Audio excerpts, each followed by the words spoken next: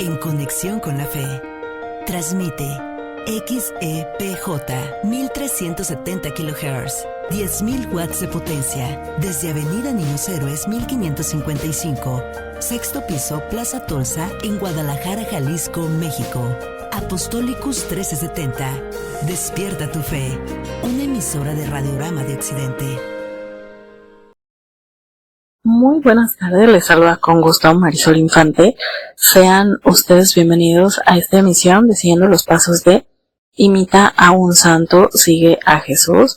Agradezco como siempre el favor de su atención semana a semana en este programa dedicado a conocer la vida y obra de santos, mártires y doctores de la Iglesia Católica.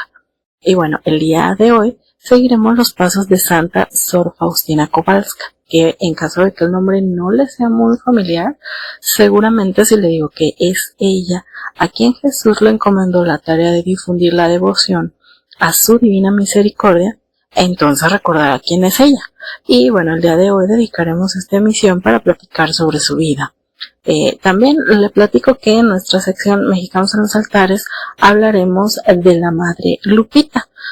Además, bueno, quiero contarle que pues como ya el sábado pasado nos hizo el honor de acompañarnos el maestro Román Ramírez Carrillo, con motivo de que en próximas fechas, siguiendo los pasos de cumple su primer año al aire, bueno, pues este mes del aniversario es de sorpresas, estrenaremos nuevas secciones y pues una de ellas justamente la vamos a estrenar el día de hoy. En el último segmento del programa es una sección que se llama Dando Santo y Seña. Y pues le platico de qué trata esta sección. Busca dar a conocer algunos datos e información que no precisamente es la biografía de algún santo, pero que ayuda a que entendamos mejor todo lo que está alrededor de los santos, ¿no? Entonces, bueno, por ejemplo, para esta primera ocasión daremos santo y seña del proceso de canonización. Esto pues a manera de reforzar lo que hemos venido platicando sobre el tema en programas anteriores y pues bueno, en esta ocasión nos ayudó con su participación el querido padre Tomás de Híjar Ornelas. Y pues para este primer segmento haremos como cada semana el repaso del santoral que se celebró en los últimos 7 días. No sin antes enviar una enorme felicitación a todos los que llevan por nombre el de los santos que mencionaremos a continuación. Comenzamos.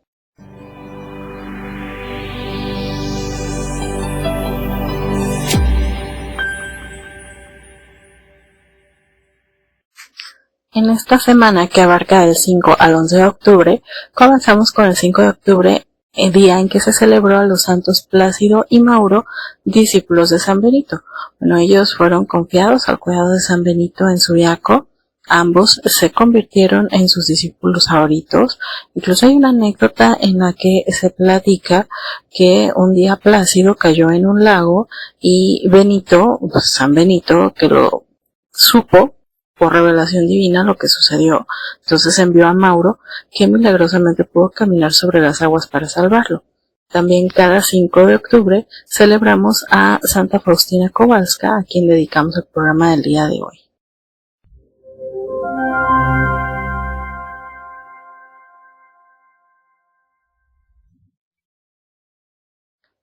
Cada 6 de octubre celebramos a San Bruno de Calabria, sacerdote fundador de los Certosinos.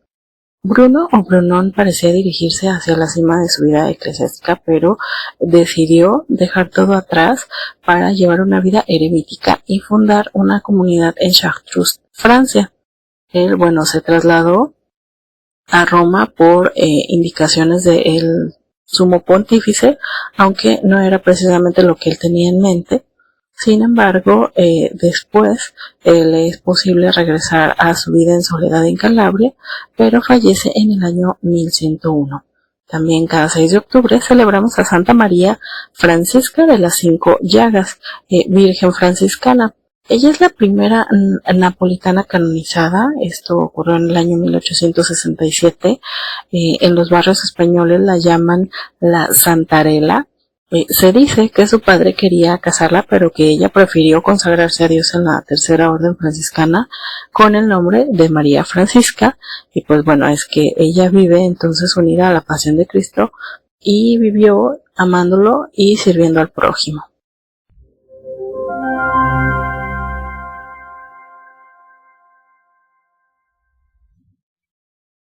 Cada 7 de octubre celebramos a San Marco Papa.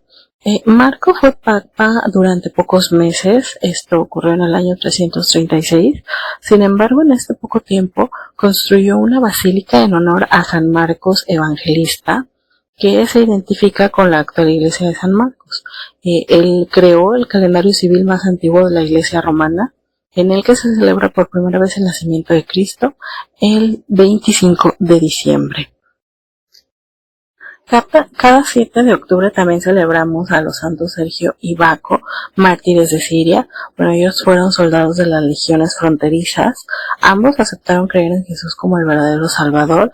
Fueron descubiertos ya conversos al cristianismo y llevados a Siria en la región de Rosafá. Fueron martirizados, esto en el año 310. Por ello son recordados juntos, aunque se sabe también que en la antigüedad el culto o la devoción a San Sergio estaba un poquito más extendido que la devoción a San Baco.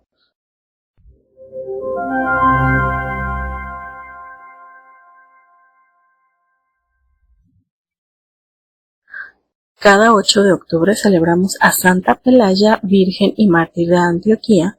Bueno, se sabe con certeza que ella era una mujer cristiana originaria de Antioquía, Siria.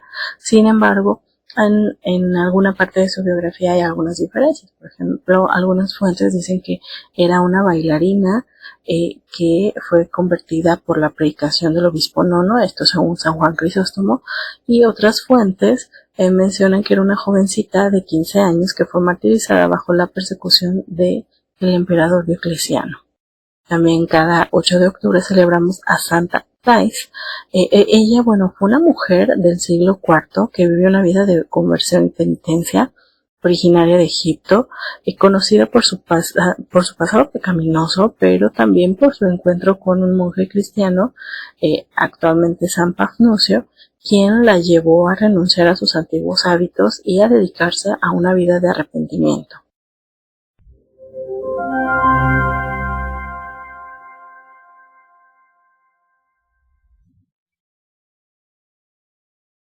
Cada 9 de octubre celebramos a San John Henry Newman, quien fue un brillante profesor de Oxford del siglo XIX, un gigante moral y literario de su época, que llegó a ser el converso al catolicismo más conocido de Inglaterra. Fue canonizado por el Papa Francisco en el año 2019 y el Papa León XIV anunció que proclamará a San John Henry Newman como doctor de la Iglesia el próximo 1 de noviembre durante el jubileo del mundo educativo. También cada 9 de octubre celebramos a los santos Dionisio, obispo, y sus compañeros mártires de París. Dionisio fue el primer obispo de París en el siglo III. Allí le fue dedicada la abadía de San Dionisio o de San Denis.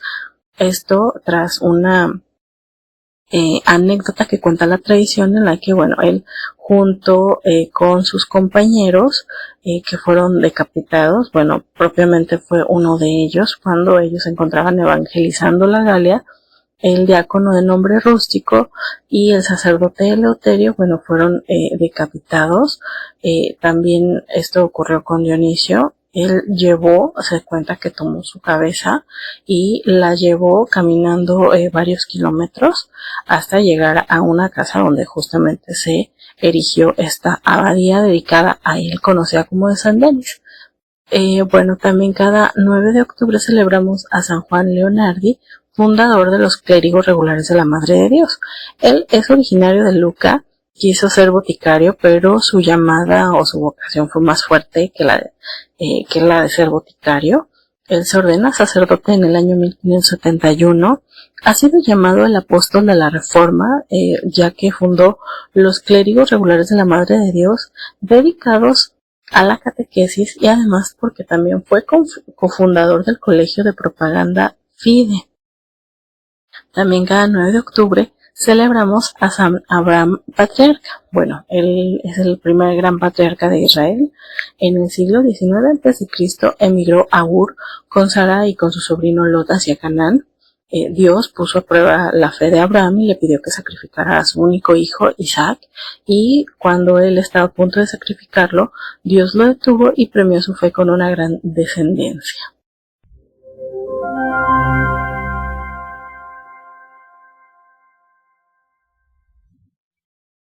Cada 10 de octubre celebramos a San Paulino, obispo de York, discípulo de San Gregorio Magno.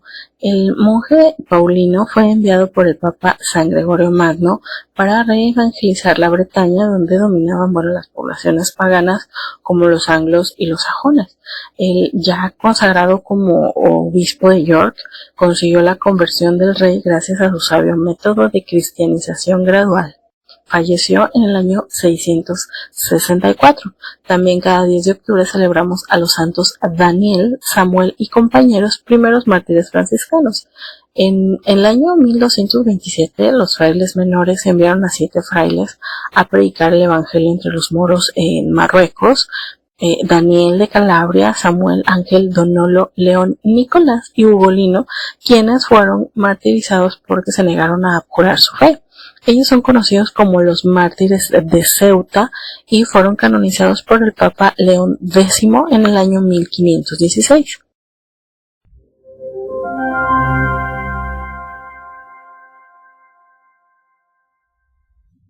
Cada 11 de octubre celebramos a San Felipe Diácono. Él es uno de los llamados 7 hombres de buena reputación elegidos como diáconos. Felipe es el primer misionero que llevó el evangelio a Samaria. Después llevó el Espíritu Santo a Gaza. Finalmente fue a una comunidad de la Cesarea donde acogió a San Pablo. También cada 11 de octubre celebramos a San Juan XXIII Papa. Bueno, el pontificado de Juan XXIII no duró ni 5 años, pero la verdad es que sigue siendo recordado por muchos. Él es conocido como el Papa Bueno, ya que después de una larga experiencia diplomática de haber pasado por 2 guerras, en el año 1959 convocó el Concilio Vaticano II para dar respuestas a los desafíos de la actualidad, de los años en los que él vivió. Él es santo, fue canonizado desde el año 2014. También cada 11 de octubre celebramos a San Leonardo Sauli, obispo de Pavía. Alejandro se hizo barnabita a la edad de 17 años y pronto fue nombrado superior general. Pasó de ser confesor de San Carlos Borromeo en 1567 a ser obispo de Aleria en Córcega, donde se ocupó de todo, incluso de alimentar a los más pobres, y falleció como obispo de Pavía y canonizado en el año 1904 por el Papa Pío X. Y bien, con esto llegamos al final de este repaso semanal del Santoral. Lo invito a que continúe con nosotros. Vamos a ir al primer corte. Regresamos. Ingresa a nuestro sitio web www.apostolicus.com.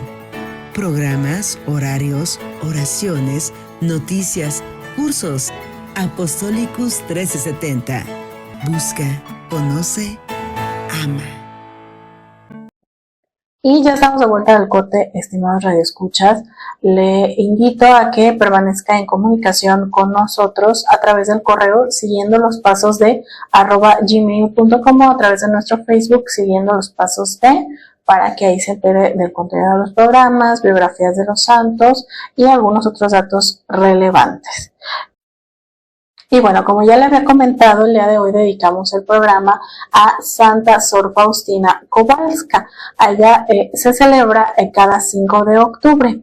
Bueno, Sor María Faustina es conocida también como la apóstol de la Divina Misericordia. Ella, digámoslo así, forma parte del círculo de santos de la Iglesia quizá más conocidos, justamente por la difusión de esta devoción a la Divina Misericordia. A través de ella, el Señor Jesús transmitió al mundo el gran mensaje de su Divina Misericordia y presentó el modelo de la perfección cristiana basada, en la confianza en Dios y también en la actitud de caridad hacia el prójimo. Ella nació el 25 de agosto del año 1905. Ella fue la tercera hija entre 10 hermanos en la familia de Mariana y Stanislao Kowalski, campesinos de una aldea por allá en Polonia. En el santo bautismo celebrado en una iglesia pequeña es que se le impuso el nombre de Elena. Este fue su nombre de pila. Desde pequeña ella se destacó por el amor a la oración, por la laboriosidad, la obediencia y también por tener una gran sensibilidad ante la pobreza humana. A los 9 años recibe su primera comunión. Ella se cuenta que la vivió muy profundamente, que estaba consciente a pesar de la corta edad de la presencia de el huésped divino en su alma cuando comulgaba. Su educación escolar, bueno, duró apenas 3 años. Ella cuando cumple 16 abandona la casa familiar para ir a trabajar de empleada doméstica en diferentes casas, digámoslo, de familias de clase acomodada, para mantenerse a sí misma y también poder enviar dinero para ayudar a sus padres. También se cuenta que ella desde los 7 años ya sentía en su alma la llamada a la vida religiosa, pero bueno, ante la negativa de sus padres para su entrada en el convento, es que ella intentó apagar, digámoslo así, dentro de sí misma la voz de la vocación divina. Sin embargo, bueno, apresurada por la visión de Cristo sufriente, fue a Varsovia y allí el día 1 de agosto de 1925 es que ella entra a la congregación de las Hermanas de la Madre de Dios de la Misericordia, donde ya como Sor María Faustina vivió 13 años. Ella ahí trabajó en diferentes casas de esta congregación, pasó los periodos más largos en Cracovia, en Plock y en Vilna, cumpliendo deberes de cocinera, de jardinera y también de portera.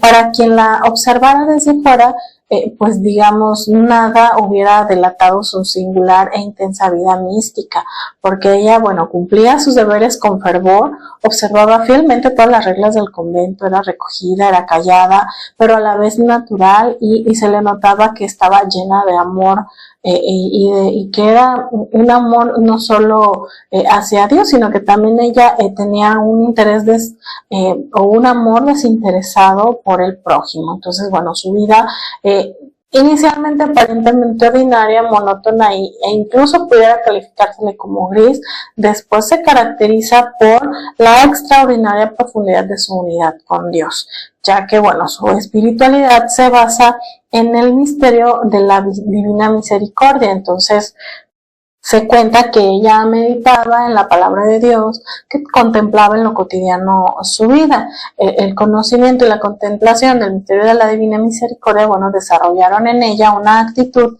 de confianza, pudiera calificarse como de un niño hacia Dios, y también eso impulsaba en ella la caridad hacia el prójimo. Ella escribe, oh Jesús mío, cada uno de tus santos refleja en sí una de tus virtudes. Yo deseo reflejar tu corazón compasivo y lleno de misericordia. Deseo glorificarlo. Entonces imagínense, si nosotros citando lo que ella escribió en su famoso diario, pues imagínense, ¿no? El reconocer en cada uno de los santos las virtudes de Dios, y no solo eso, el reconocer a Dios, sino también el querer o este deseo de verse reflejada y específicamente elegir la compasión que existe en el corazón de Dios nuestro Señor y de toda esa misericordia. Bueno, el deseo que ella tenía de ser también ella parte de esto y verse reflejada a sí misma ahí, ¿no? Entonces, bueno, ella era una fiel hija de la Iglesia a la que amaba como a madre, como el cuerpo místico de Jesucristo, y consciente del papel en la Iglesia, colaboró con la Divina Misericordia en la obra de salvar a las almas perdidas, y es por esto que con este propósito se ofreció como víctima, cumpliendo el deseo del Señor, de nuestro Señor Jesucristo y siguiendo su ejemplo, porque bueno, pues su vida espiritual, empezando por se caracterizó por el amor a la Eucaristía y también por la profunda devoción a la Madre de la Divina Misericordia. Y bueno, lo que les decía al principio, digamos, viendo desde fuera su vida, pudiera haber parecido como algo ordinario. Sin embargo, los años que ella estuvo en el convento abundaron en gracias extraordinarias, en diferentes revelaciones, visiones, estigmas ocultos, e incluso la participación en la pasión del Señor, el don de la bilocación, que ya lo habíamos visto en otros santos, por ejemplo, en San Pío. También Sor Faustina tenía los dones de leer en las almas humanas, tenía el don de la profecía y de algunos desposorios místicos. Entonces ella, en contacto vivo con Dios, con la Santísima Madre, con ángeles, santos y almas del purgatorio, bueno, pues todo el mundo extraordinario no era para ella menos real que el mundo que percibe a través de los sentidos. Entonces ella estaba, digámoslo así, colmada de tantas gracias extraordinarias. Sin embargo, bueno, que no son estas las que determinan propiamente el que ella fuera declarada como santa, sino en su diario ella escribió: ni gracias, ni revelaciones, ni éxtasis, ni ningún otro don concedido al alma la hace perfecta, sino la comunión interior de mi alma con Dios. Estos dones son solamente un adorno del alma, pero no constituyen ni la sustancia ni la perfección. Mi santidad y perfección consisten en una estrecha unión de mi voluntad con la voluntad de Dios. Entonces, creo que desde aquí podemos ir aprendiendo eso, ¿no?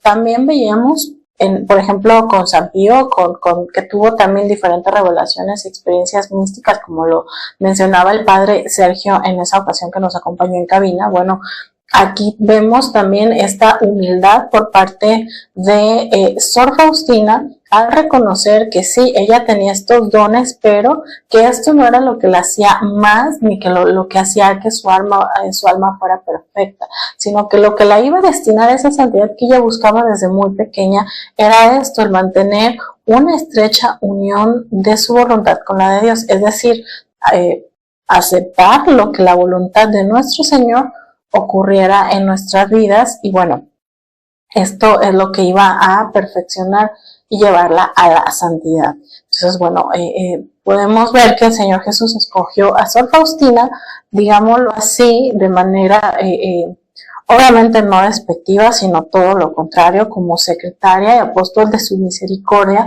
porque a través de ella iba a transmitir al mundo su gran mensaje. En el Antiguo Testamento dijo, enviaba a los profetas con truenos a mi pueblo. Hoy te estoy enviando a ti toda la humanidad con mi misericordia. No quiero castigar a la humanidad doliente, sino que deseo sanarla, abrazarla con mi corazón misericordioso. Entonces esto era de entrada era algo totalmente distinto a lo que había sucedido previamente. Entonces era también esto lo que hacía bastante importante estas revelaciones.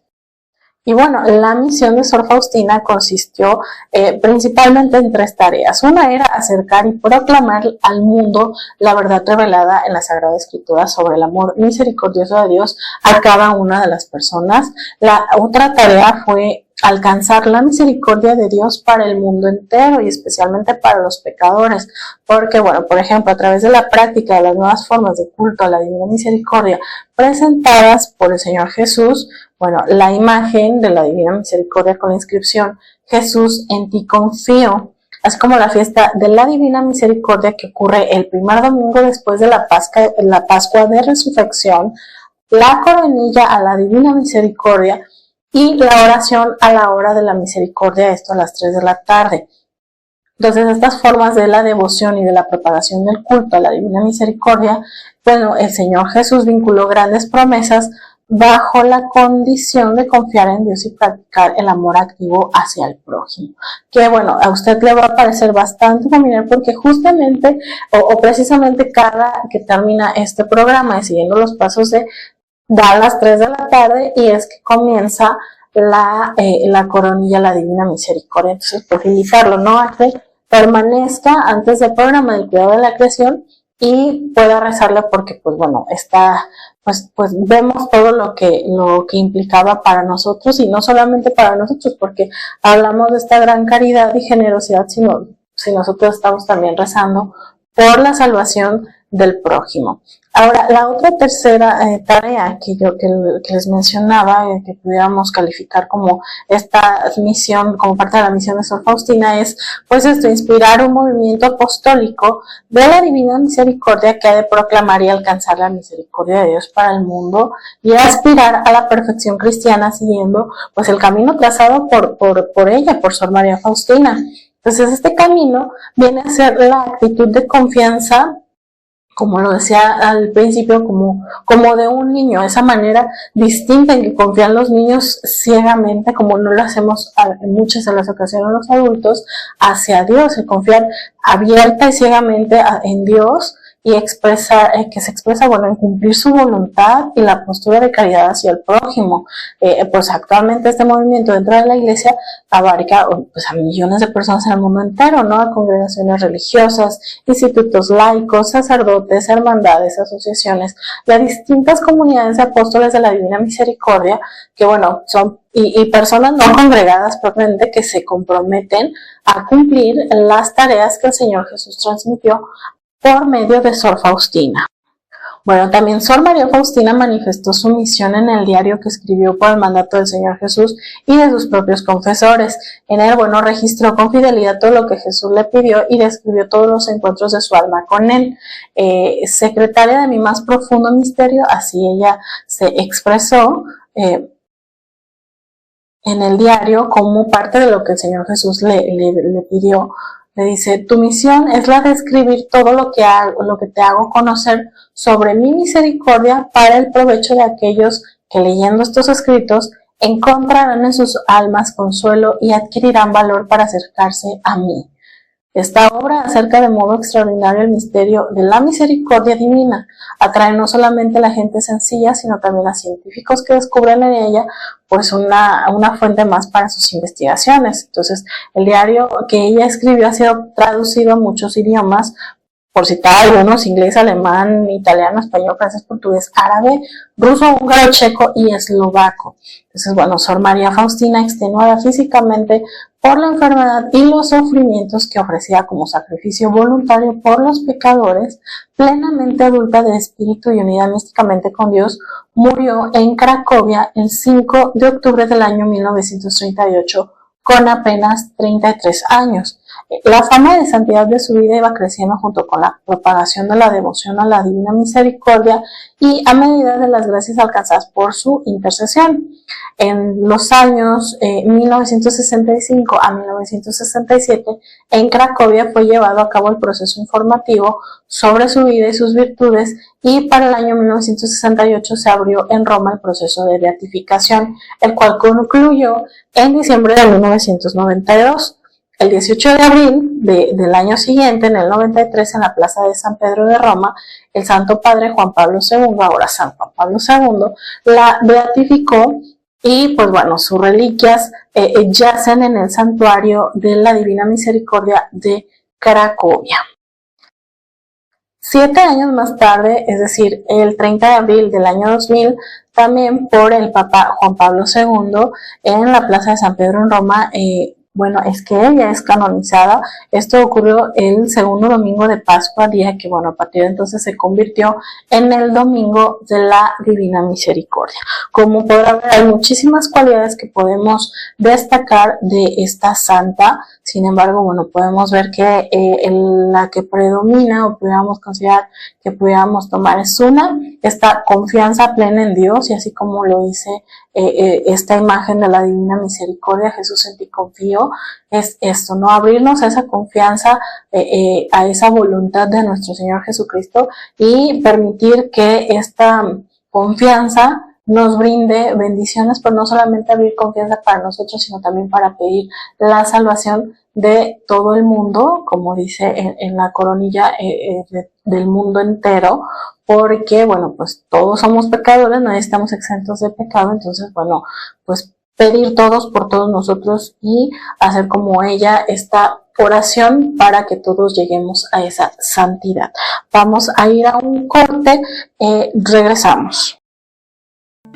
Síguenos en Facebook, Instagram, TikTok y YouTube. Apostolicus.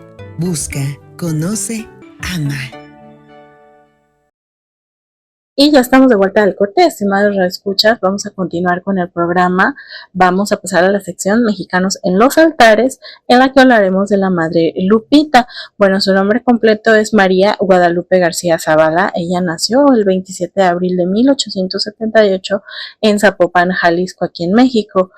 Sus padres, bueno, don Fortino García, que era un comerciante, tenía una tienda de objetos religiosos frente a la Basílica de Nuestra Señora de Zapopan. Por lo tanto, bueno, la pequeña Lupita visitaba la iglesia con mucha frecuencia y desde pequeña mostró grande amor por los pobres y por las obras de caridad. Su madre, bueno, tenía el nombre de Refugio Zavala de García. Lupita tenía fama de ser una joven muy bonita y muy simpática, sin dejar de ser sencilla y transparente en su trato. De hecho, se le describe como amable y muy servicial con todos. Comenzó un noviazgo con el señor Gustavo Arreola y estuvo prometida incluso en matrimonio a la edad de 23 años, pero sintió el llamado del Señor Jesús para consagrarse a la vida religiosa, sobre todo en la atención a los enfermos y a los pobres. Ella, bueno, le cuenta esta inquietud a su director espiritual, el padre Cipriano Íñiguez, quien le dijo que a su vez él había tenido la inspiración de fundar una congregación religiosa para atender enfermos del hospital, y la invitaba entonces a Lupita a comenzar esta labor, y fue así que entre los dos fundan la congregación religiosa de Siervas de Santa Margarita María y los Pobres. Entonces, bueno, la madre Lupita ejerció el oficio de enfermera incluso arrodillándose en el piso para atender a los primeros enfermos del hospital, porque bueno, al inicio pues carecía de muchas cosas. Sin embargo, bueno, siempre reinó la ternura y la compasión, y se procuraba sobre todo para los enfermos un buen cuidado, particularmente en la vida espiritual. La madre Lupita fue proclamada superiora general de la congregación, cargo que tuvo durante toda su vida, y aunque provenía de una familia de muy buen nivel económico, ella se adaptó fácilmente y con mucha alegría a una vida extremadamente sobria, e incluso enseñó y dio el ejemplo a las hermanas de la congregación de amar a la pobreza para poder donarse más y más a los enfermos. Hubo incluso un periodo de graves dificultades económicas en el hospital, y la madre Lupita pidió permiso a su director espiritual de poder pues mendigar en las calles, y pues una vez que recibió la autorización, estuvo por las calles pidiendo dinero junto con otras hermanas de la congregación, y esto pues durante algunos años hasta que se solucionaron los problemas para poder sustentar a los enfermos. Ahora bien, ¿cuál fue el contexto que vivió la madre Lupita o en el que se desarrolló esta congregación? Estamos hablando de un contexto, digamos, político-religioso en México grave en el año pues que había comenzado desde 1911, con la caída del presidente Porfirio Díaz hasta prácticamente el año 1936, porque bueno, la iglesia fue duramente perseguida por los revolucionarios, especialmente por Venustiano Carranza, por Álvaro Obregón, por Pancho Villa y sobre todo por Plutarco Elías Calles. Esto estamos hablando del periodo más sangriento del año 1926 a 1929. Entonces, conociendo digamos, este contexto, entenderemos lo siguiente, porque pues obviamente en el tiempo de persecución pues esta zona del occidente no estaba exenta, y pues justamente a partir de ello es que la madre Lupita, pues arriesgando su vida y la de sus mismas compañeras, comenzaron a esconder en el hospital a algunos de los sacerdotes. Se habla de que también estuvo escondido el mismo arzobispo de Guadalajara, su excelencia Francisco Orozco y Jiménez. También sucedió otra cuestión, ¿no? Que parte de los mismos soldados persecutores, ellas mismas les daban alimento y los curaban de sus heridas. Había algunos soldados que, bueno, llegaban al hospital y ellas los curaban. Y entonces, ¿qué sucedió? Bueno, pues que este fue un motivo para que los soldados que estaban encuartelados cerca del hospital dejaran de molestar a las hermanas, y llegó un punto en el que incluso las defendieron, ¿no? Entonces esto no solo a ellas, sino a los enfermos que estaban ahí en el hospital. Entonces vemos cómo esta muestra de amor hacia el que pudiera haber sido considerado su enemigo por parte de las hermanas de esta congregación, que en lugar de negar la atención a estos soldados enfermos, aún sabiendo que una vez restablecidos podían ir a matarlos o asesinarlas, pues bueno, ellas los atendieron, pero pues este amor y esta caridad hacia el prójimo fue bien correspondida por parte de ellos. Entonces, pues esto habla de que el amor logra conversión, ¿no? Entonces, bueno, durante el periodo en el que vivió la Madre Lupita, se abrieron 11 fundaciones en la República Mexicana y después de su muerte siguió creciendo la congregación. En la actualidad, pues esta congregación cuenta con 22 fundaciones en México, en Perú, en Islandia, Grecia e incluso en Italia. El 13 de octubre de 1961, la congregación entera festejó el jubileo de diamante de la Madre Lupita, es decir, los 60 años de vida religiosa de su amada fundadora. Sin embargo, bueno, estamos hablando de que ella ya tenía 83 años de edad y que padecía una enfermedad. Entonces, bueno, después de 2 años de esta celebración, es decir, cuando ella contaba ya con 85 años, es que ella fallece. Esto ocurrió el 24 de junio de 1963 en Guadalajara, Jalisco. Entonces, bueno, ya desde entonces gozaba de una sólida fama de santidad. Ella, bueno, fue amada por pobres y ricos de la ciudad de Guadalajara y de algunos otros lugares en donde se tenían hospitales. Esto incluso se confirma también porque desde el momento en que se supo de su muerte, muchísima gente se congregó en el hospital para ver por última ocasión sus restos mortales. Y al día siguiente que se celebraron los funerales también participó mucha gente porque ya la consideraban prácticamente como una santa.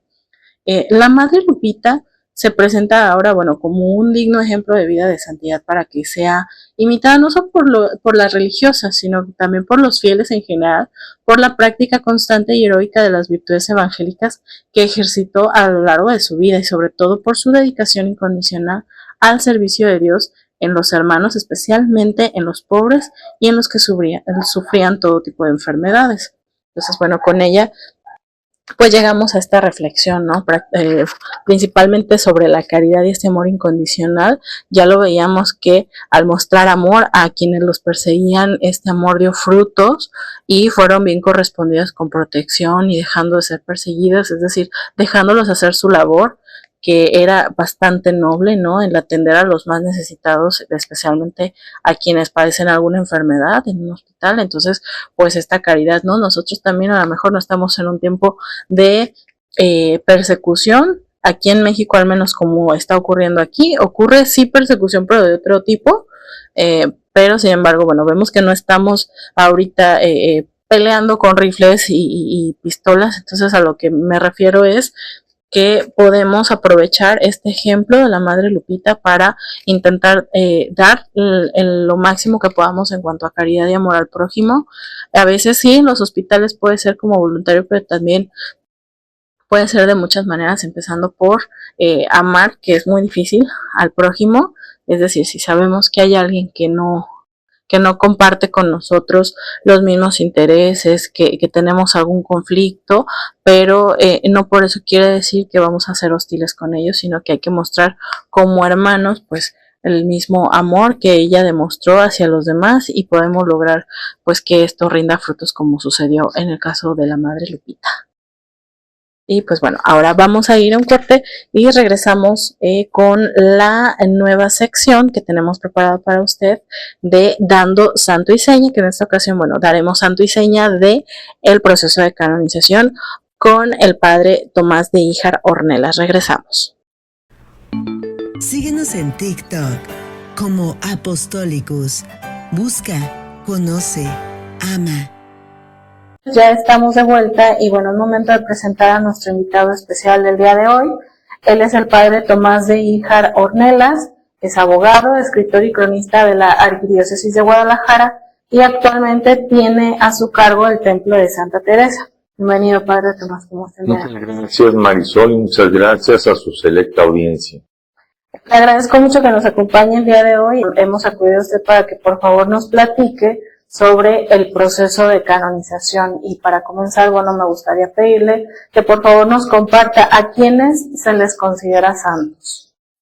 A todos los que por el bautismo y adheridos a Cristo han perseverado hasta el final de sus días en un estilo de vida que sigue los postulados del Evangelio, es decir, anunciar la buena nueva de Jesucristo resucitado desde una conducta que transparenta la fraternidad de todos los seres humanos y el amor como hilo conductor de una comunicación que se da no solo con palabras, sino sobre todo con gestos, acciones y con una voluntad inquebrantable de buscar la paz en la justicia. Y bueno, así pudiéramos definir a quiénes se los considera santos, pero ¿cómo se llega? ¿Cuál es el proceso que se tiene que llevar a cabo? Es el de la canonización, ¿es correcto? Hay una parte técnica en la que al obispo de Roma se le pide que con su autoridad suprema declare que hay certeza moral para poder sostener que sin género de dudas un ser humano está en la gloria de Dios y ve su rostro cara a cara. Eso sería un santo. Y entonces, para que nadie le ponga zancadilla a la declaratoria pontificia, se crearon hace unos 1000 años unos procedimientos que siguen hasta cierto punto en vigor para que quienes aspiren a tener el título de siervos de Dios, de venerables, de beatos y de santos, se les analice en un tribunal que escudriña los documentos y las constancias y las declaraciones de quienes dicen tener buenos argumentos para sostener la santidad de su fundador, de su fundadora, o de alguien muy relacionado con un proyecto de vida comunitaria muy intenso. Pero entonces la canonización en sentido estricto, y según lo acabo de decir, estaría en todos los bautizados que, conscientes de eso, se esfuerzan por imitar a Cristo en las buenas y en las malas. Entonces, mencionaba usted hace un momento los términos de siervo de Dios, beatos. ¿Cuál es la diferencia con un santo para que pudiera entenderlo nuestro auditorio? La diferencia entre un siervo de Dios, un venerable, un beato y un santo es la siguiente. El siervo de Dios es toda persona que está en un proceso de canonización y cuyo nombre se aspira sea elevado al honor de los altares. El siervo de Dios se convierte en venerable cuando en la Santa Sede, su primer título de siervo de Dios es más bien propio de su iglesia particular o diócesis. En cambio, saliendo de la diócesis, ese siervo de Dios se convierte en venerable.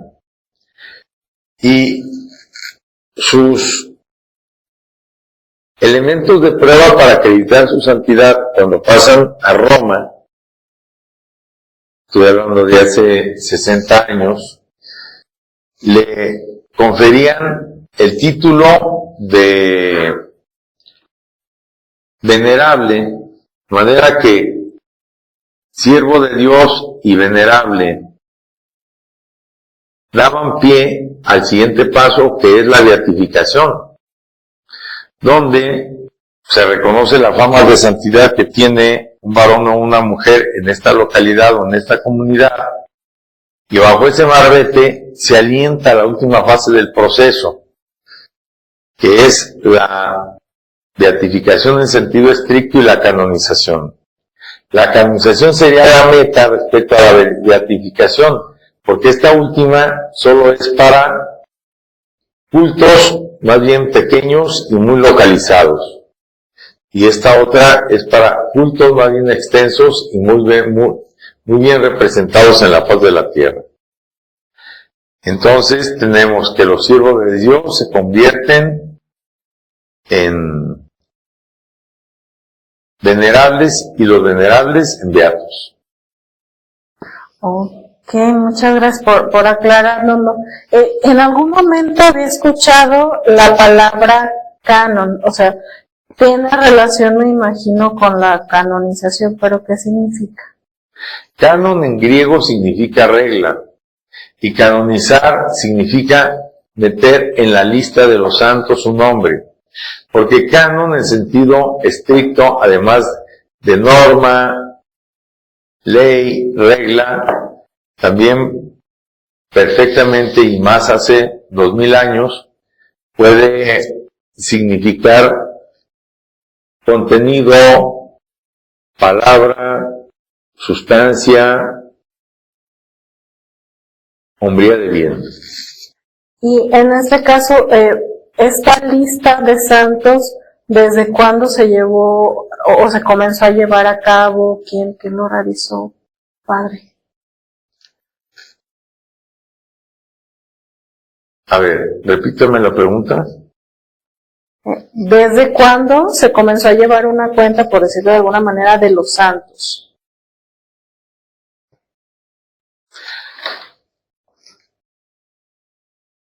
El modo como la Iglesia recogió la memoria de los santos tiene etapas. La más antigua se remonta a los tiempos apostólicos y el testimonio de la vida que dieron muchos mártires y el resguardo que se hizo de su memoria a través de las actas judiciales que los cristianos que vinieron luego compraban a los archivistas y les dieron un uso apologético que ya en el siglo IV está en boga y tiene como principal punto editorial el Nuevo Mundo, y en el Nuevo Mundo, bueno, pues lugares tales como la Ciudad de México y la de Guadalajara. La estancia de este sentido de pertenencia de la canonización y de la santificación en el calendario romano de los siglos de la era de los mártires al siglo V, que ya no hay persecución religiosa y hay libertad de cultos en el Imperio Romano, se ata en dos familias, la de Oriente y la de Occidente. La de Oriente cercana a la corte del emperador, la de Occidente cercana a la comunidad y al pueblo. Y eso se va a ver reflejado en sus decretos pastorales, en sus acciones y en sus monumentos. La tercera categoría del siervo de Dios que se convierte en venerable, la de beato, es para que el culto que se le pueda dar a su memoria en el lugar donde murió esté seguido de procesos gracias a los cuales más personas vayan conociendo y se interesen en saber e incluso visiten la tumba de este candidato a la canonización. Y el cuarto y definitivo es el milagro. Un milagro es la prueba de fuego para que un venerable se convierta en santo, o mejor dicho, un venerable se convierte en beato y luego un beato se convierte en santo. Yo diría que la distinción entre el beato y el santo canonizado es que los atributos del santo respecto a los de el que está en condiciones de postularse para hacerlo, es que del santo no podemos dudar que esté en el cielo. Del venerable, que necesitamos una prueba evidente de que ya está en el cielo, y sería el caso de que él fuera un mártir. En las causas de canonización hay que distinguir dos momentos clave. El primero, la idoneidad del candidato a los altares para morir sin oponer resistencia, perdonando al verdugo y con una disposición como de felicidad, como de alegría, como de hombría de bien. Cuando la declaratoria de santidad recae en un laico, pues sus atributos tienen que tener referencia a su estilo de vida. Si no lo es, pues también los atributos a veces son un hábito, un atuendo, algunas insignias. Y bueno, acá entre nosotros decimos, desde los criterios del Evangelio, el único mandamiento se reduce a: amarás a Dios sobre todas las cosas y a tu prójimo como a ti mismo. La santidad no es entonces algo de pocos, sino una posibilidad de todos, aunque al final, al caer de la tarde, nos quedemos con algo. Y bien, esta fue la sección de Dando Santo y Seña, que en esta ocasión participó el padre Tomás de Híjar Ornelas, dando santo y seña del proceso de canonización. Entonces, con esto damos fin a esta emisión, siguiendo los pasos de Imita a un santo, sigue a Jesús. Lo invito a que continúe en la sintonía de Apostólicos 1370. También agradecemos en los controles a mi compañero Francisco Manso y a usted, Radio Escucha, pues por habernos acompañado en esta ocasión, y como cada semana lo esperamos el próximo sábado en punto de las 2 de la tarde. Que pase muy buena tarde, hasta pronto. Apostólicos 1370 AM es una emisora de Radiorama de Occidente en colaboración con la Arquidiócesis de Guadalajara.